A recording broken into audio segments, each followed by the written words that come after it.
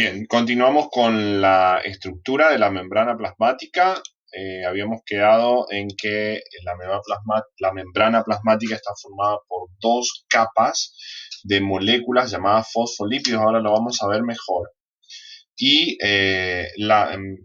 me faltó decirles que van a observar cómo estructuras alargadas en color azul, por ejemplo, aquí aparecen en el gráfico y se llaman proteínas. Así que para estudiar un poco la química de la membrana plasmática, nosotros tenemos que hablar de un modelo con el cual vamos a estudiar la membrana y se llama modelo mosaico fluido, es decir, que dentro de las ciencias se conoce la estructura química de la membrana plasmática con ese nombre, modelo mosaico fluido. ¿Por qué razón lo llamaron mosaico fluido? Bueno, si pueden ver, en primer lugar, la idea de mosaico tiene que ver con los tipos de moléculas y cómo se posicionan esas moléculas. Hablando de mosaico, entonces tengo que hacerme la idea de que me indica qué tipos de moléculas forman a la membrana plasmática y cómo están esas moléculas una al lado de otra. Por ejemplo, las moléculas fosfolípidos se ubican uno al lado de otro, o sea, una molécula al lado de la otra.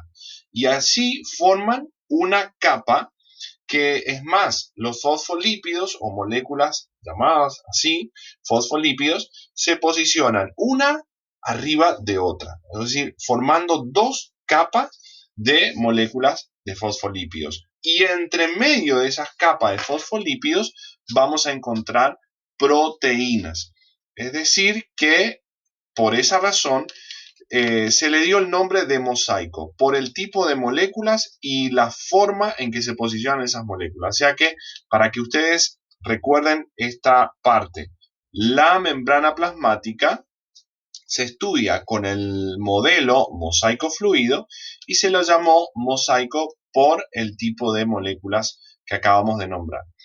Son las moléculas estructurales. Las más importantes se llaman fosfolípidos y proteínas. Ahora, ¿por qué se los llamó fluido? Mosaico por las moléculas, fluido por la razón de que la membrana plasmática no es una estructura rígida e impermeable para las sustancias. Es decir, si las sustancias necesitan pasar hacia la célula o desde el interior de la célula hacia afuera, lo pueden hacer a través de estas moléculas que acabamos de nombrar. Como ustedes pueden ver, hay moléculas de oxígeno, de nitrógeno, de dióxido de carbono, que pueden pasar por en medio, por los pequeños espacios que quedan entre los fosfolípidos. Ahora, ¿qué pasa con moléculas un poco más grandes que no pueden pasar por esos pequeños espacios, ya que no son moléculas pequeñas como el oxígeno, el dióxido de carbono? Entonces, van a poder pasar por esas proteínas que nombramos. Algunas de esas proteínas se llaman proteínas canales, porque en el medio cuenta con una puerta de entrada o de salida para las moléculas grandes. En otras palabras, la membrana plasmática no es que deja pasar cualquier sustancia, porque es una barrera de control. La membrana puede controlar los tipos de sustancias que pasan gracias a la estructura que tiene. Es decir, si hay moléculas grandes, van a necesitar de esas proteínas que tienen la forma adecuada para que esas moléculas pasen. Si no están esos canales para esas moléculas, obviamente que no van a poder atravesar la membrana plasmática. Entonces, básicamente se la llama fluido por el movimiento de sustancias, es decir, hay una fluidez de movimiento. ¿De qué? De sustancias, de átomos, de moléculas, de sustancias pequeñas y grandes a través de la membrana plasmática.